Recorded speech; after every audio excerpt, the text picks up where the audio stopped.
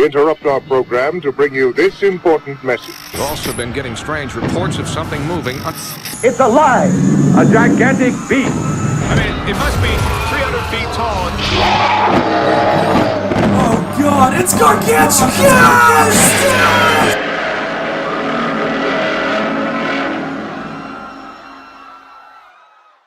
Welcome, beautiful creatures of the internet. This is Chris of Gargantucast, and we welcome you to the very first episode. And with me are two lovely assistants. That's right, assistants. I'm the host, damn it. Oh! You know, all this preparation and all this build-up and work that you've been putting in, I thought I was the lead. You know, like, I thought we're making other people do what you don't want to do. That's the real sign of a leader. Oh, I'm the mastermind here. I played you. Plot twist. Oh, I've been bamboozled. Alright, so, how about you guys introduce yourselves?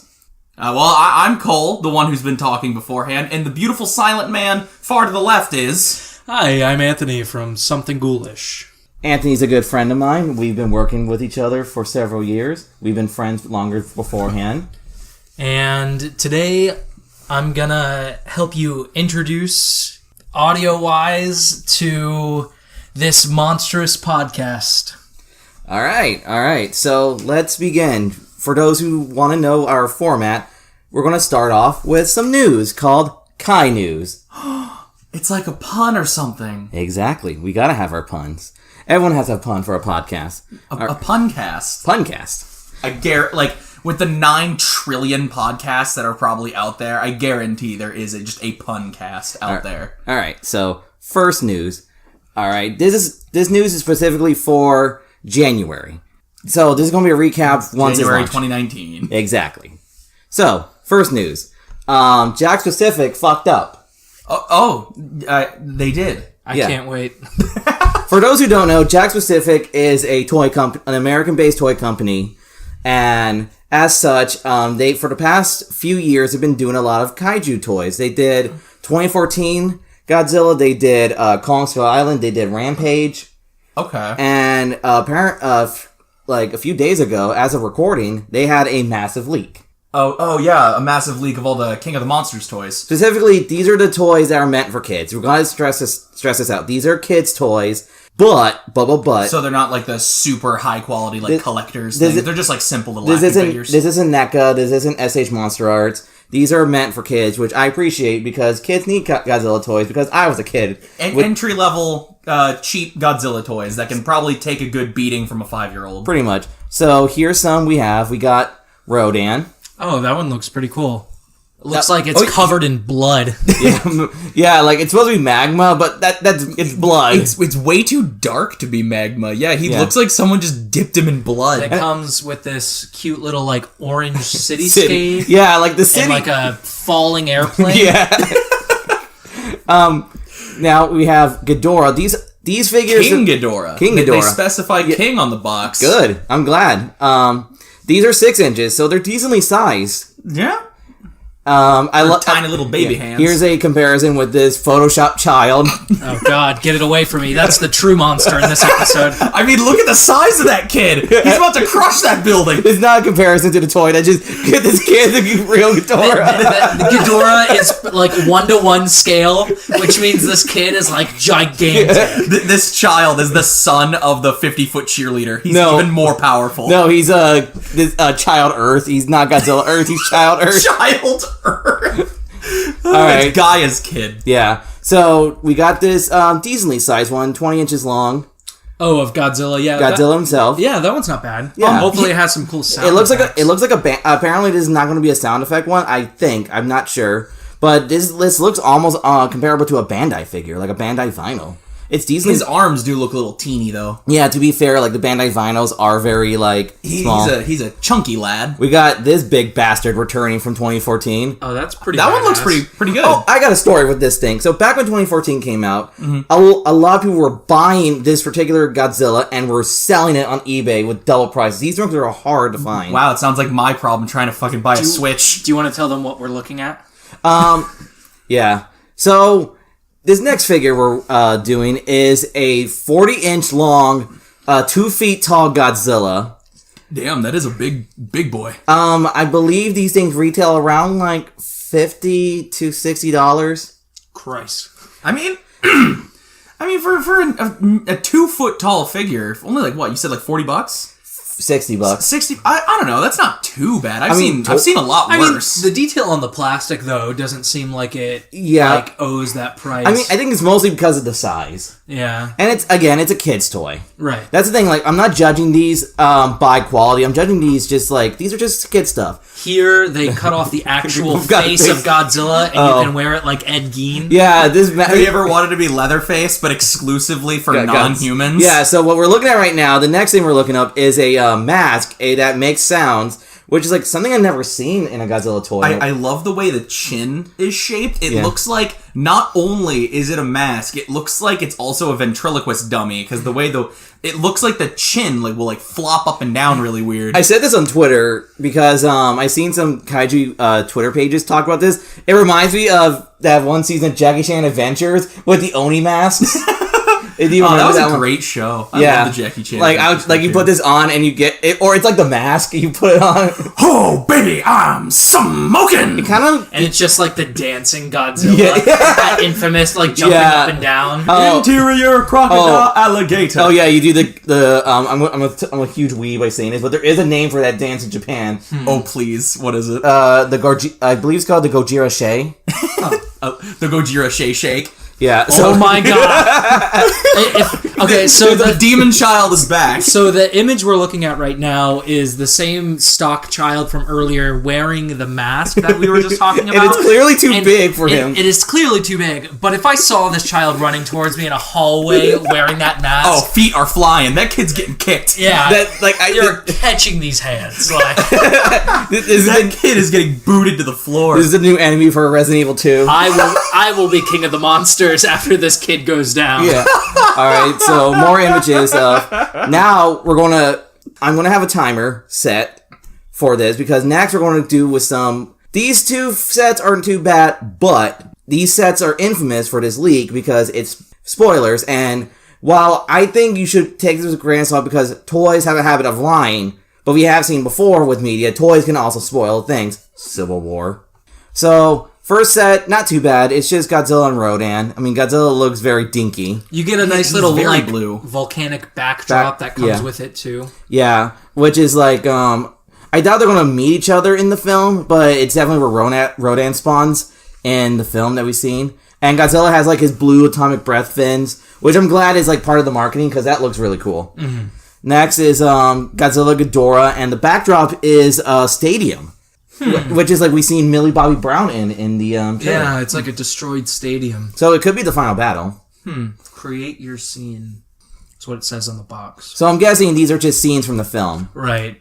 So the website I'm on, Toho Kingdom, blurred the spoiler. So if you don't want to hear it, I say skip 10 minutes ahead, so we won't dwell on it too long. So I'm gonna give you a spoiler warning now. Skip 10 in 5, 4, 3, 2, 1. So Godzilla's monster cock in this. Jesus Christ. Whoa! Rated X. Rated Monster X. Yeah, I was just about to say the same thing. The shape of Gojira. Sally Hawkins she broke up with Gilman and now she's after the big G. Alright, so I just want to say that blurred Godzilla on the screen right now reminds me of that really infamously bad looking shot from Godzilla versus the Smog Monster. Oh yeah. When the kid's on the roller coaster and Godzilla's on the coastline, he just looks like a black silhouette. It's really blurry. It wasn't even like a practical effect. It was just like a drawing. Yeah, it just looked like somebody it looked like those dinosaur chicken nuggets. Yeah. It looks like someone burnt one and they just wrote it I don't know the word, they just superimposed it on the background of a shot. I hope we okay, so the spoiler is apparently we are going to get burning Godzilla. For those who don't know, in the 1995 film Godzilla vs. Destoroyah, we see a new form of Godzilla called Burning, where if you've seen some Godzilla pictures around, he's has red around his chest and legs. His fins are glowing red. Basically, I don't know what the context for the film is, but in Godzilla vs. Destoroyah, he's basically having a fatal heartburn. Because his heart is basically a nuclear reactor. For foreshadowing of what we're going to talk about later, I remember James Rolfe way back in his Cinemassacre's Monster Madness video. When he covered Godzilla vs. Destroyer, the way he described it, it was Godzilla's heart is like a nuclear reactor, and it's starting to melt down, and that's what Godzilla's burning form is. Yes. So That's how I feel every time I eat Taco Bell. I mean... Except on your ass instead of your heart. So, with this, I have a theory about burning Godzilla in this film. Instead of being him dying, it could just be him, like, supercharging. Oh, it's like Godzilla going Kaioken. Basically. I think it's going to be something like he's just overheating. Maybe not dying. I don't know. We'll see. Yeah. But also, it's just a toy. And I think, like... Take it with a grain of salt. Yeah, exactly. Because toys have a habit of lying before, but the only thing that gives credence is in the trailer, we do see a really burning looking Godzilla arm like going through magma. So this could be just Godzilla coming from lava. And there also is like a close up, I think, of like Godzilla's face like really beat up. Yeah. And this set also go ahead. It may be like the original Godzilla versus Mechagodzilla when he just gets all fucked up and Godzilla's gushing like a blood sprinkler. But instead of blood, because PG-13, it's probably like lava. Yeah, like it could be like that. Like he's fighting Rodan on top of that mountain. He's just getting blasted with volcanic shots. He's in the splash zone. Speaking of this set, we also get a oddly red Mothra. Mothra's colors on her wings seems to like usually stay the same, but like normally like there's a lot of orange on her, but that does look a lot deeper in red. I mean, according to the Monarch website, she has bioluminescence that she can manipulate. So maybe she like has an ability where she changes colors depending on the environment. Maybe because in the trailer she was a bit blue, like kind of like Mothra Leo. A bit, yeah. Based on just the trailer, and she did seem to be like really glowing in that first shot she appears in. It's like a flash of light because she has like what's called the Godlight ability, which is apparently she like flashes so much that it burns her eyes. What movie did that premiere? I'm not the biggest fan of Mothra. I've never seen the Mothra Leo trilogy, so I don't know of all the powers that Mothra has. The Godlight ability is only with this film. Okay, so it's a new thing. Yes. Okay. So alright, so we're safe for spoilers. We're going to move on to our next bit of news. Next we're going to move to X Plus. For those who don't know, X Plus, they create a lot of like high-end statues of kaiju films. Mm-hmm. Of, Godzilla, Gamera, the Ultra series. They have two things. They have their main X Plus line, and they have something called, give me a sec, Super Deformed. I love the image of that, though, what we're about to talk about. It's really cool looking. It's called, D for Real series. It's basically like chibi versions, but they're still like realistic. Oh, these are can be so like uncanny valley creepy. Yeah. Especially like the Shin one. Yeah, the Shin ones that they released. Yeah, to explain, basically they're chibi in terms of proportions, but they're designed to still look realistic. Like have a lot of extra detail and good. So imagine something like a Funko Pop with like an even bigger head, but you don't lose any of the detail of the source material that it's taking from, which can like result in some really creepy design. We're looking at the one on screen right now, and it's the Smog Monster or Hedera. Hedera, which is going to come out in April 2019. By the way, before any of you ask, the Jack Pacific toys will be April this year as well, and there will be Walmart exclusives. So if you guys want to be completionists, check out Walmart. I'm not going to pick them up, mainly because I'm going to just be focusing on NECA or SH Monster Arts. But if you guys are just completionists and have more disposable income, that's where you look. Same with D for Reals. They're usually seen on like online stores like Hobby Link Japan, Big Bad. I will say with Hedera's deformed ass head here, he's kind of shaped like a foot. Yeah, I kind of see it. You squint a little bit, and you can kind of see like the big toes. He looks like a nasty, diseased foot. But yeah, it's Hedera. Which is better than what he's actually made of. Yeah, Hedera, Smog Monster is getting one. I know sometime this year, they announced it in December, we're going to get Zilla. Like, surprisingly, the 98 Matthew Broderick, which I'm surprised to see any merch from Zilla. The Zilla one doesn't look too bad. He doesn't look too. Yeah, he does. He legitimately looks cool, and the 98 Zilla deservedly gets a lot of shit, but like I will say, probably the best thing to come out of it was it's a cool looking reimagining of Godzilla's design, and he got a really good animated series. I think Anthony would like to disagree with you on that. It's a fine animated series. Direct all your hate to Anthony in the comments below. Defend the Godzilla animated series and give at Ghoulish Show your hate mail. Please don't. All right, last bit of he will fight you in the comments. Kai news with only Matthew Broderick gifts. Oh, like that's a lot of fish. Not just like from '98, just like a bunch of his other films, like Ferris Bueller. All right, last bit of Kai news before we move on. This is something I just will report because we're going to talk about all Tokusatsu news, so I don't want to leave like other franchises in the dust. But here's one thing: if you guys listen to this episode, please tell me where to start Kamen Rider, because Kamen Rider is a franchise I've been wanting to watch forever. It's just I don't know where to start. And the news I want to talk about is Kamen Rider Shinobi will begin a spin-off series soon. I can relate with Chris here. Me and Chris have basically been diehard Power Rangers fans since we were little kids. And we were always into Power Rangers, and then when we got older and had access to the internet, we found out Power Rangers was just Super Sentai and stuff like that. And Kamen Rider was just another series of stuff that was super popular, but never really got big in America, so we kind of were left in the dust on that. And now that we're just so far behind, and there's so many series of Kamen Rider, it's just where do we even begin? Like, we can't tell the good from the bad. So, any Kamen Rider fan, hit us up on our, Twitters. Yeah, so... I really like this suit design. Like, that's the thing about Kamen Rider that appeals to me. It's just these suits look really awesome. Yeah, I think they're a lot more intricate than, say Power Rangers, for example. I think they're a little more dynamic looking. But yeah, what we're looking at now kind of has a purple and black aesthetic with these big yellow eyes. Kind of has these, throwing blade type belt. On the belt. And, I don't know anything about Shinobi, so I don't know what the gimmick is, because a lot of Kamen Riders have different gimmicks. That helmet's got some Tekken Heihachi-style eyebrows. Yeah, and a lot of Kamen Rider series, their helmets are very insect-like. Yeah, I've noticed that. They usually have some kind of, parts coming off, kind of looking like antenna, or some kind of, Gundam-esque V on the forehead. Definitely, and... this is definitely, a franchise I really want to get into, mostly because these suit designs are really awesome, and I heard the series can actually get really dark compared to Power Rangers. I mean, I'd be down for some dark, edgy Power Ranger stuff. Super Sentai, because I heard Super Sentai can be darker compared to Americans, only because Japanese sensibilities. Yeah, because, I remember hearing the difference between the Sentai and the Power Rangers version of, I believe it was Megaforce. That's the one where they were, pirates, right? Super Megaforce, where they had, the pirate theme. And I just remember watching Linkara's History of Power Rangers video on that one. And it was just so radically different. It blew my mind apart. Yeah. All right. We're done with this week's Kai news. Hopefully, as the year progresses, we'll get more news, more stuff to talk about. But we've got a decent amount of stuff to talk about. I mean, yeah, we covered a good amount. We went from Godzilla to Kamen Rider. All right.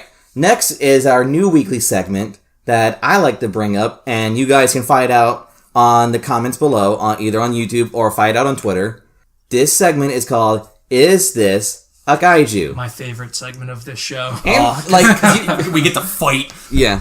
So what I'm going to do is I'm going to bring it up, and my co-host will debate, and I'll have the final say, and I'll put it up to a vote on Twitter once you guys have your own decision. So today, or this week's Is This Kaiju? Stay Puft. The Stay Puft Marshmallow Man? Marshmallow Man, huh. I definitely say, based on the sheer definition of kaiju, strange beast, and, how big, do we ever get an estimation of how big Stay Puft was in the Ghostbusters movie? Maybe, 50 to 100 feet? Yeah, 50 to 100 feet. I'd say that definitely qualifies. He was as tall as a skyscraper, I think, in New York. Yeah. If King Kong, the original King Kong, was decided to be a kaiju, he's only 16 to 25 feet. Only 50 in the city scenes of 33. Yeah. But he technically is made of marshmallow. Yeah. But is he? Because he is. He is still. He's marshmallow still. When they blast him apart, he gets liquefied and covers marshmallow goo on stuff. What's his name gets drenched in this stuff? Venkman or whoever. No, it's been a long time since I've watched the original Ghostbusters.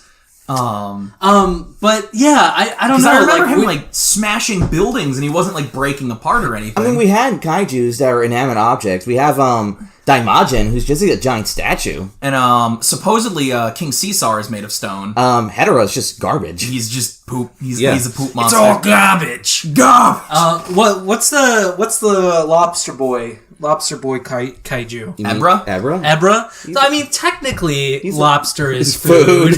So, I don't think being made of an edible substance dequalifies you as being a kaiju. And I wonder the thing is, he's technically a ghost. Yeah, I mean, he's animated by Gozer. But, like, can multi-dimensional beings... like, that are inherently ghosts be... I mean, we have alien kaijus. Like, I don't think why, like, a multi-dimensional being can't be kaiju. I think, like, sheerly... Like, I don't think size is an issue, because if he's only, like... You said, like, maybe, like, 50 to 100 feet? Yeah. So, like, in the original versions of Gojira is said to only be, like, 50 meters, which is, like, 160 feet? Yeah. And, like, King Kong even smaller. Yeah. Yeah. So, I think I'm gonna stay with, Stay Puft gets the thumb. I think he's a kaiju. So we all let 3 thumbs up? Alright. Yes. Alright, so Stay Puft confirmed kaiju. Fight us. Three Godzilla spines up. Alright, so after this, we're going to take a few-minute break, commercial break, because we gotta whore ourselves out. Oh, yeah. And from there, we're going to talk about today's topic. So, commercial break, and go. Hey guys, quick commercial break, and I just want to tell you guys about the official Gargantucast Patreon page.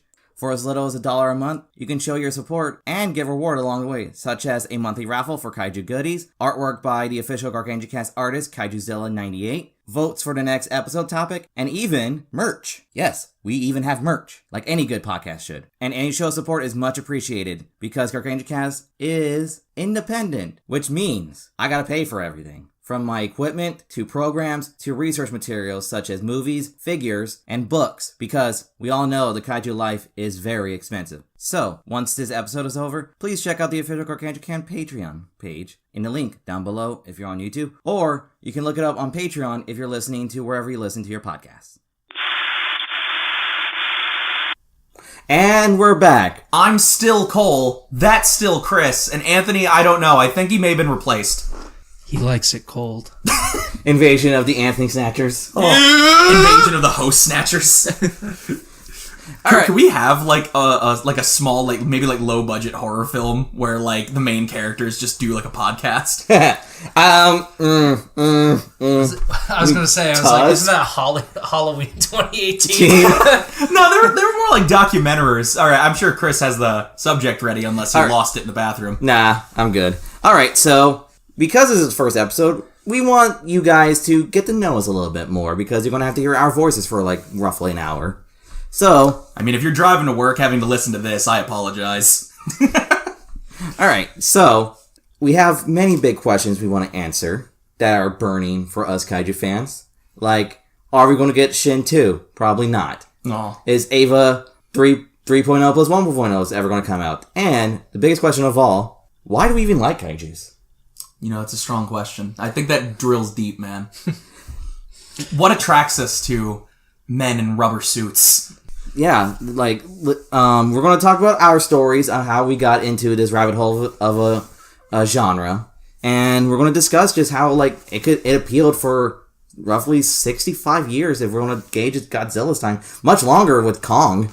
Yeah. I mean, much longer if you just want to go into, like, literary influences. Mythology. Yeah. Yeah, just the appeal of the fear of a giant monster. Right. That goes back Kraken. Like, the Kraken, or just dragons as a whole. Like, dragons, Beowulf. Like, fire-breathing lizards go across, like, all forms of mythology all around the world as far back as, like, even before ancient Greece. Giants. Yeah, it's ridiculous. So it's like what the appeal, whether it be fascination or fear of giant monsters, it's fascinating. Alright, so let's go for our more personal experiences. Cole, you talk about your jumping into this Alice in Wonderland, or Alice in Kaiju Land. Alice in Giant Monster Land. If I were to say anything that got me started into kaiju stuff, it's more or less I got started with Power Rangers. When I was a little kid, I found it one day while channel surfing, and I was just hooked. Seeing bright colors, all the explosions. I had to be like maybe 5-6 years old. And I can't really remember what series was playing, because most of the ones, even back then, I was fully aware these weren't new. These were, like, reruns. Yeah, Power Rangers has strong reruns, even when new seasons were coming out. Yeah, and I think I got, like, scrambled, mixed episodes from different series all across the years. Like, later, I really liked, stuff like SPD and Jungle Fury. I thought those were really good series, as well as, Samurai. But if I were to really stick and go back to Kaijus, I think the thing that really got me started on Kaijus came a bit later when I was older and I had access to the internet on my mom's old hand-me-down computer. It was about 2008 and the Cinemassacre YouTube channel. I was a big fan of the Angry Video Game Nerd, and every October back in the day, James Rolfe would do a series called Cinemassacre's Monster Madness, where, like, the year before, he did a review of a horror movie every day for the entire month of October. But for 2008, he did, instead of horror movies, he did every Godzilla film that was out up at the time of, like, 2008. Yeah, like, it was before G14, Shin. Mm-hmm. He went from, I believe, every Godzilla film that was made between 1954 and 2004. Yes. So it was, because it was 50 years of Godzilla films, and I was just completely, like, yanked in and super fascinated the entire time. I checked in every day, watching it day by day, and just really getting sunk into Godzilla.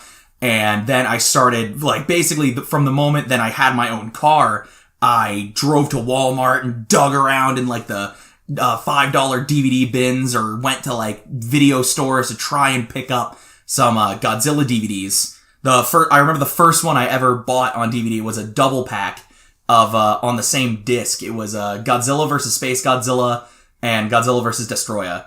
And that's basically my start. Yeah, James Rolfe and Power Rangers. If I could pass the torch to the man to my left, Chris.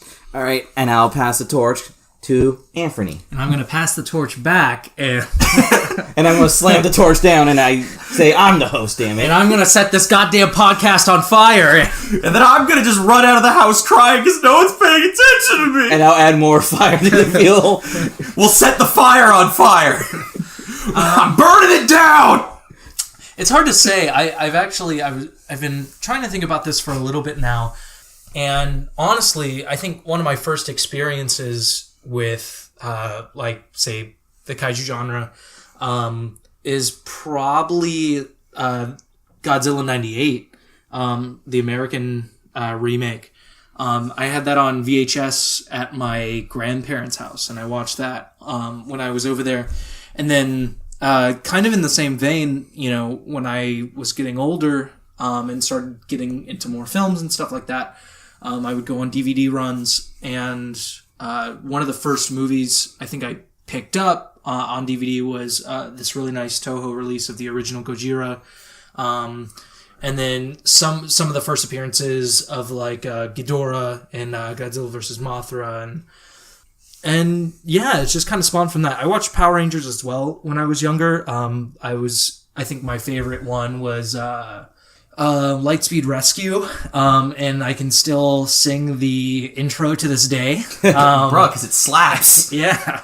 But I've kind of moved away from, you know, the Kamen Rider type stuff and Power Ranger type stuff, and I'm more so into kind of the monster movies now. And yeah, I'm still a huge Kaiju fan. You know, I think one of my favorites from recently is, of course, Shin Godzilla.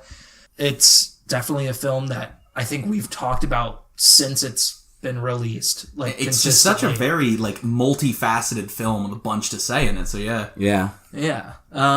So yeah, not like a super in-depth response, but you know, monsters have always been kind of on the forefront of my mind. Yeah.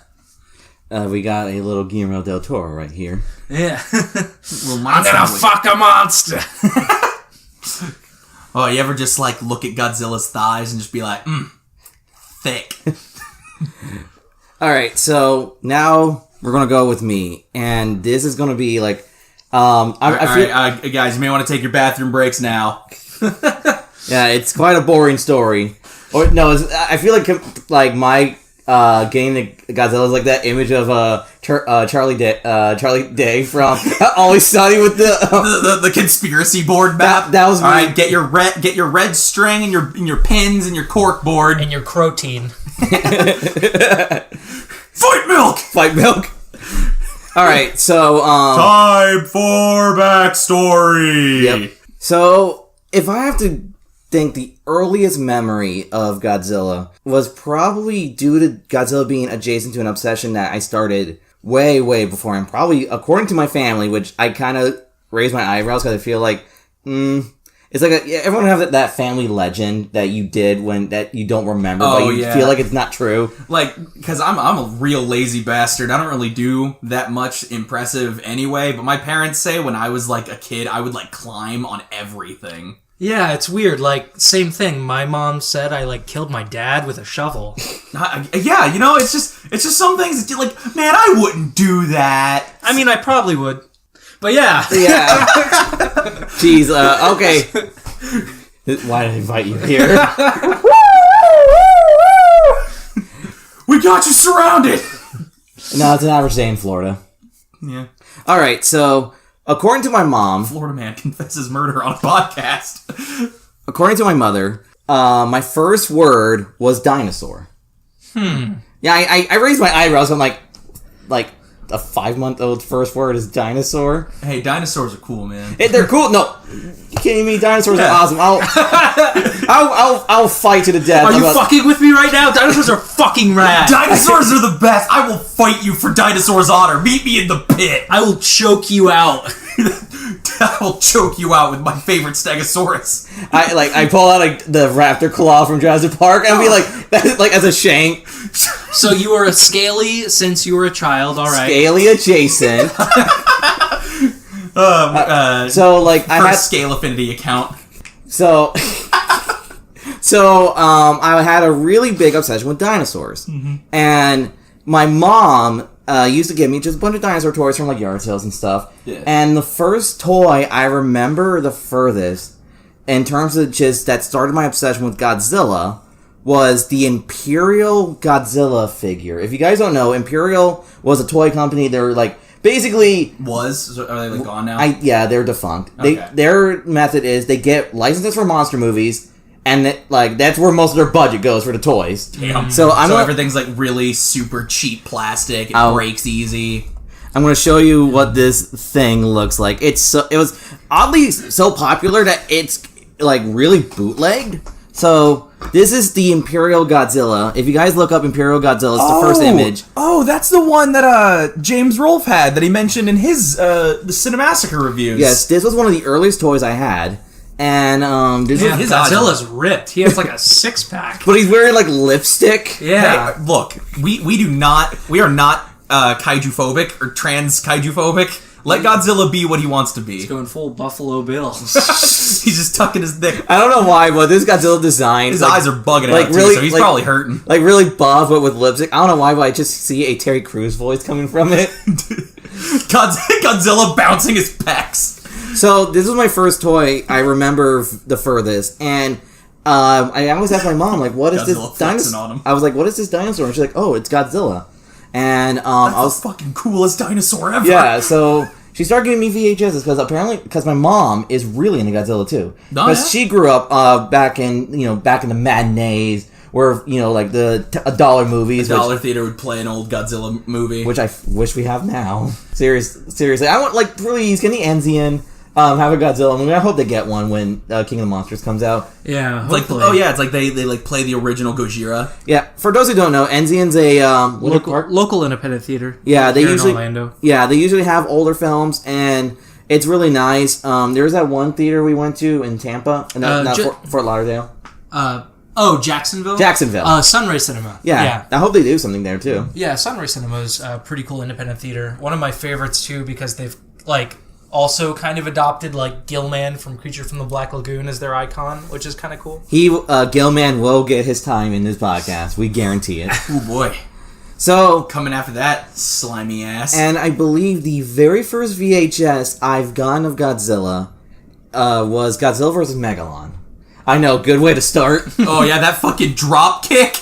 Sliding on his tail. Apparently, there was a legal screw-up with Megalon because it's actually considered for a while the most viewed Godzilla film in America. Because a lot of people thought the film was public domain. A lot of people thought it was public domain. Yeah, and then they found out how protective Toho is. That's actually the reason why Toho is protective. Purely because of that. Because, like, there was just billion versions of Godzilla vs. Megalon on VHS. Toho's, like, not making bank like they shoulda. Yeah. And from there, I just started, like, literally, like, my neighborhood I had was right next to a Blockbuster. For any of those who don't know what I'm talking about, please search on YouTube the drop kick from Godzilla vs. Megalon. It's hilarious. That movie will get its due. I know, but like just that scene, real quick. It's like 20 seconds. Pull over your car right now. Pull it up on YouTube. Godzilla like backs up and he runs straight at the enemy monster and he jumps back, standing on his tail and delivers a double foot to this monster and it drops him like a sack. I'm sure anyone who's seen a Mystery Science Theater episode has seen that clip in the intros. It's so good.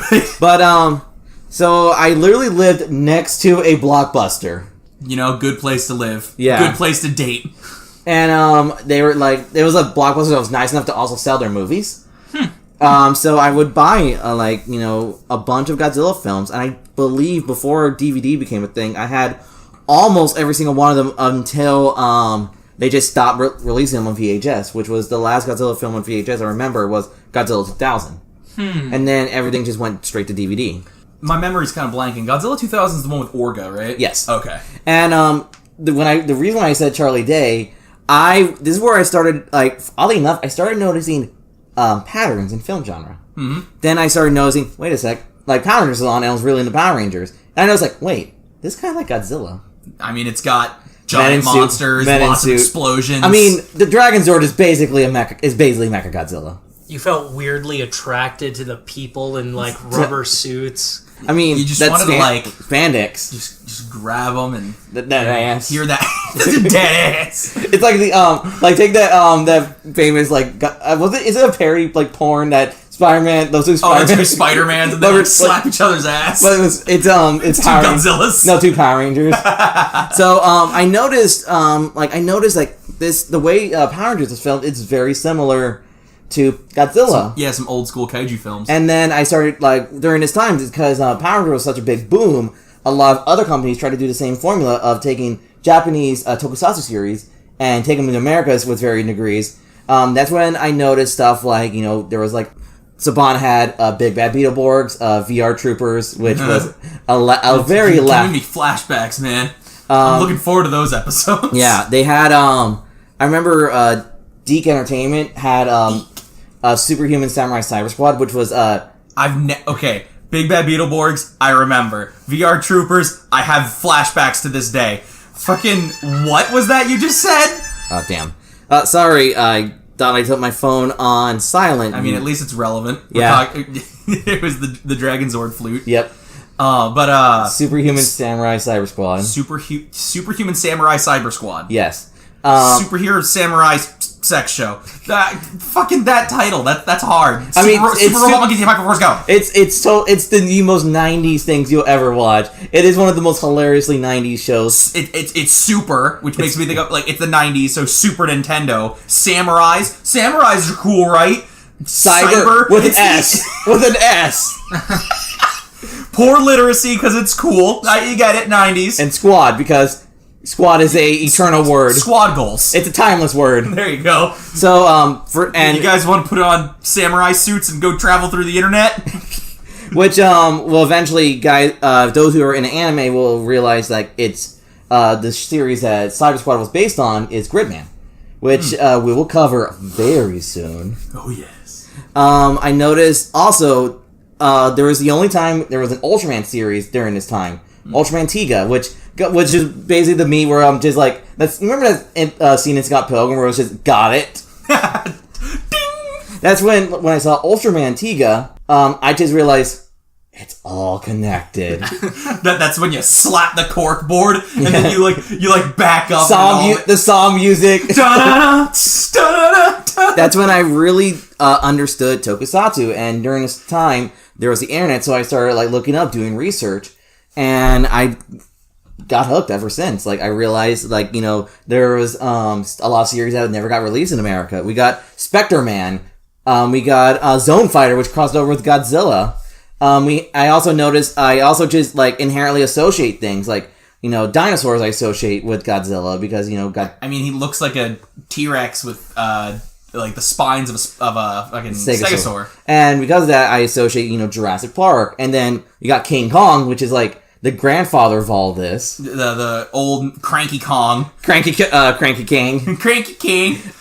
Cranky Kong's advice, get good. And during this time, my aunt, I believe, it was either my aunt or my cousin, gave me this giant monster encyclopedia. And I started reading about monsters and, talk about the Godzilla monsters, but, learn stuff about the...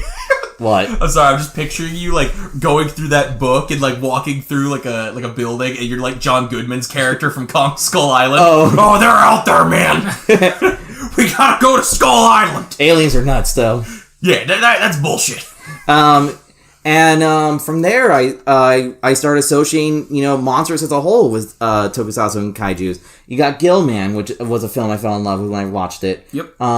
Creature from the Black Lagoon. Like, the entire series. I remember... this is also the time where we had the creature features on, like, AMC or TNT, like Monster... Monster Vision, yeah. Monster Vision. Something I was never privy to seeing until Cinemassacre's Monster Madness told me about. Yeah, and there was like other things that filled in the gap of Monster Vision, and I just fell in love with monster movies as a whole. And there was a time which after Godzilla Final Wars, I usually call this the dry spell, which like for a good 10 years there was just nada. Like there was Gamera Brave, but that's Gamera Brave. Like, I love Gamera. Like, Gamera was honestly, Gamera cemented my love for Japanese cinema as a whole. Because one of my most fondest memories in Christmas was a VHS of Guardian of the Universe. With the first Heisei Gamera. Is that the one with where he does the spin around and he does the Olympics? No. Or, they were talking about the 90s series? Yeah, Heisei. Heisei means 90s. Okay. Not 90s Japan, it's just that was the era a lot of people associate, that the era of kaiju films. I love the layers of separation between our, like, feelings towards this. Like, it's like, there's me, big old coal guy. He's talking about, I watched Power Rangers, and then I found this internet video that talking about Godzilla, and I bought a DVD. And then Anthony's like, I saw Power Rangers as a kid, too. I wasn't as much into it. And then I found Godzilla, and that was pretty fucking cool. I'm a conspiracy. And then Chris is just like, it's my life. It pretty much is my life. I'm wearing Godzilla boxers right now. I wish I would, but no. I'm betraying myself. I'm wearing Spider-Man. Because that's another obsession I got. Oh, yeah. Which is, like, funny. Like, once the dry spell happened, I got into comics. Well, I mean, Spider-Man's kind of relevant to, like, Kaiju and Tokusatsu, because we gotta get to Spider-Man eventually. Which I never knew existed until way, way later. Until, like, the Spider-Verse comics. I knew him before Spider-Verse. Okay. But I believe I discovered his existence back in 2010 when the Marvel website really hit big. Because they had, like, free episodes. And I was just like, what is happening? We'll have to talk about Spider-Man when definitely Far From Home. I do have that planned. I do have that planned. Yeah, talking about Spider-Man. Leopard. I've honestly, I think I've watched maybe like one episode. I've never really sat through it at all. Yeah, I mean it's fucking bonkers. It's definitely one of those shows where you don't have to watch it in order. Just first episode, last episode, and maybe a few in between to get the tone.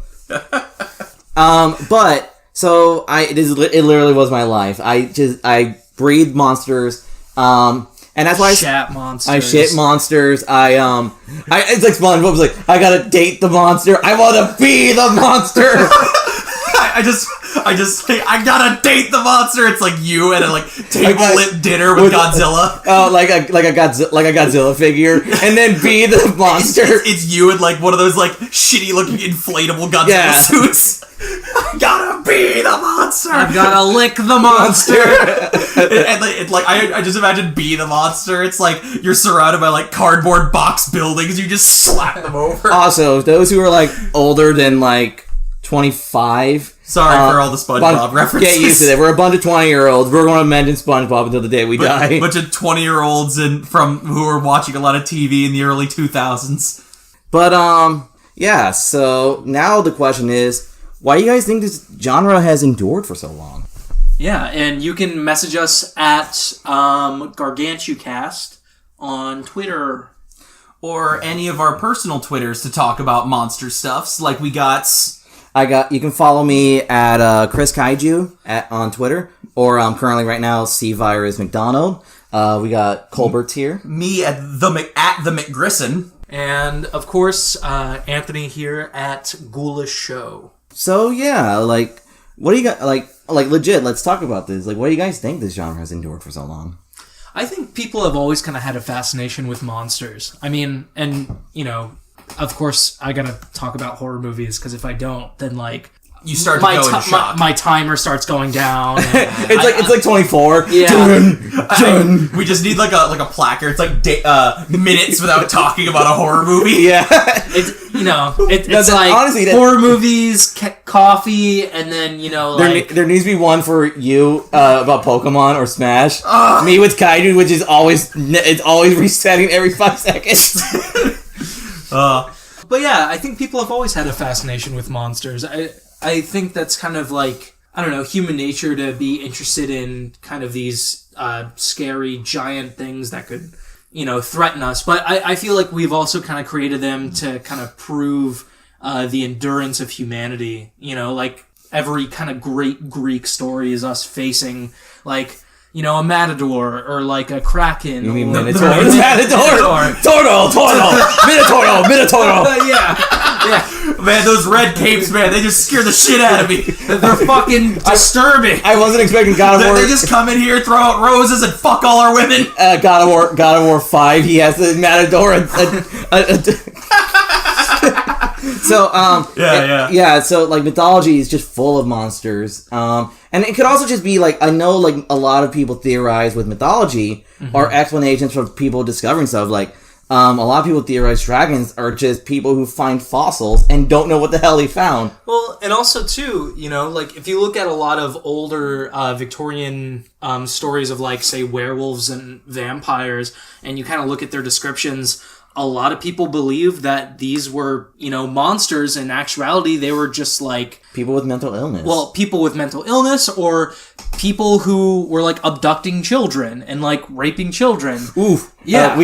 We went there, guys. First episode, we went there. First episode, said the R word. Yeah, but like, I think people kind of also going in that regard didn't want to admit that human beings could do something like this. We kind of had like this idea of black and white. Humans are pure, but anything that isn't... anything that could do something like that is a monster. Degrees of separation. Almost like how we do that with historical figures like Stalin or Hitler. Like they were monsters. Right, exactly. And a lot of people also use monsters to explain natural disasters. Like a lot of people don't know what an eclipse is, because to ancient Egypt, that looks like something's eating the sun. Yeah, like they probably thought like their god of the sun Ra died or something, or like back in ancient Greece, like what's a lightning bolt? I don't fucking know. A volcano? Yeah, like they would think like a bolt of lightning was this mighty being up in the clouds chucking spears at whatever he doesn't like. And Japan especially has a ton, like, earthquakes was, like, they had him legend that earthquakes are just a giant catfish. Yeah, like people just wanted an excuse to sacrifice each other. Let's be real. Yeah. I don't really like my neighbor. You know what? Zeus told me to do it, guys. Sorry. But listen, we're gonna get a good crop this season. And, going back to, like, modern day cinema, like, a lot of early films were just monster movies. Like, we got, like, debatably one of the first big monster movies, monsters, if you want to be technical, The Lost World, the original silent film, which debatably has the first rampage scene in cinema with the brontosaurus smashing London. And you got King Kong, 1933. I mean, Frankenstein, yeah. And that goes as early as that silent Frankenstein film in 1910. 1910 or 1913, and they actually just restored it. Oh, wow. Oh, really? You can watch it now. It's one of the only ones that has been completely restored. That's awesome. I'll check that out. It was lost for a while. And usually they're either just ways to experiment with special effects, or just, spectacle, because especially with King Kong, because it came out in the height of the Depression. Revolutionary for the time. A lot of the new effects and techniques they did. Yeah. And even the original Godzilla. There's still a lot of things that are really just masterful at the time, and it took some real creative thinking and head work. And Godzilla, a lot of people think later Showa films were just, goofing off, family-friendly stuff. Mm-hmm. But the original Godzilla was a metaphor, and it was a coping mechanism for Japan. Oh, anyone who hasn't seen Gojira in a couple of years, watch the Japanese version. Watch something like one of the later films, maybe Godzilla versus Gigan, which is a bit sillier and weirder. Yeah. But then go back and watch the original Gojira. Man, back then, Gojira was like a horror film. It really was a horror disaster movie. Godzilla's always looked from low angles to really emphasize how big he is. He's ripping things apart. It shows corpses in the streets, crushed under rubble. We'll talk about Gojira eventually, because there's something that's going to happen. 65th anniversary. But, the thing I notice about a lot of kaiju films, I remember, I saw an interview with the writer of the Gamera trilogy back in the 90s, who also wrote Ghost in the Shell. And I didn't know that. Yeah, so you guys need to watch it, damn it. It's good. It's damn good. And he explained that kaijus are basically humans addressing place in the world. Basically the idea is, especially Japan, when you look at American cinema, we're always trying to be, even if it's King Kong, man takes down Kong, even though we were pretty much the assholes. Yeah. We disturb nature, but yet somehow Kong is still the bad guy. And yet we still win. And, it goes into a lot of, racial coding or, superiority of latent colonialism. But if you look at Japan is a very collective society, as well as kind of knows, Japan kind of, a lot of kaiju films, especially after the events of Hiroshima and Nagasaki, shows just, how fragility humanity is. And discovering powers that we shouldn't have. And nature's wrath. Yeah, definitely the fear of nature's wrath. How a lot of times, most times Godzilla doesn't seem to be doing things with any form of method. He kind of just trundles around, smashing everything in his sight like he's a fucking sentient hurricane. Especially with Japan being a geological worst spot to be earthquakes, tsunamis. I think they're near the Ring of Fire, which is the big ring of volcanoes in the Pacific. And not just a great Johnny Cash song. Yeah, that Johnny Cash was trying to warn us of a kaiju movie.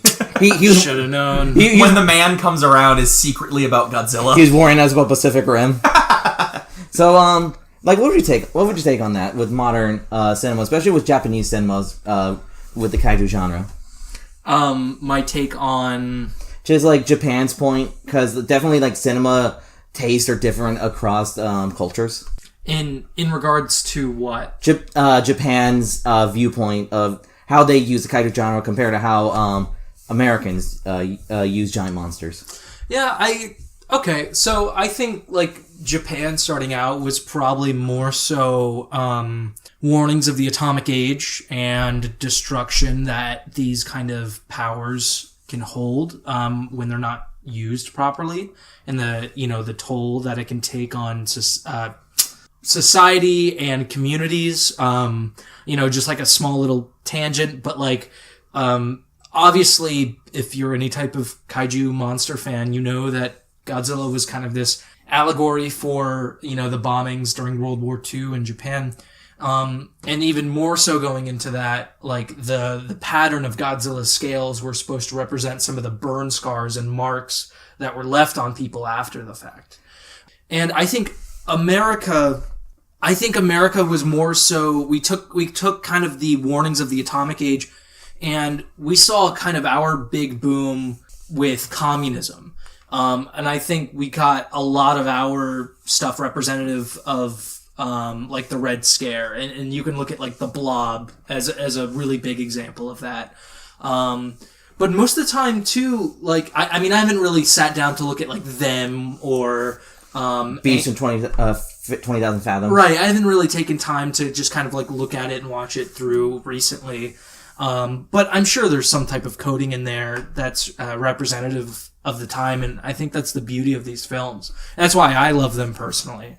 And it shows eventually Japan was coping by having these be silly or fun, or Japan is a huge capitalist city, a country, And we got, like, you know, really big boom of the big toy tie-ins, more so than before the 80s boom with the US, because, you know, they mainly made Super Sentai to sell toys. Yeah, and, like, to the point of where, like, Godzilla became such a recognizable figure in Japan that he was, what was it, like, the representation of Japanese commerce or something? I believe a few years ago, he's the official diplomat of tourism. Yeah, so, like, I remember he, like the big G, Goji, he got, like, this award for basically being, like, such a successful marketing icon.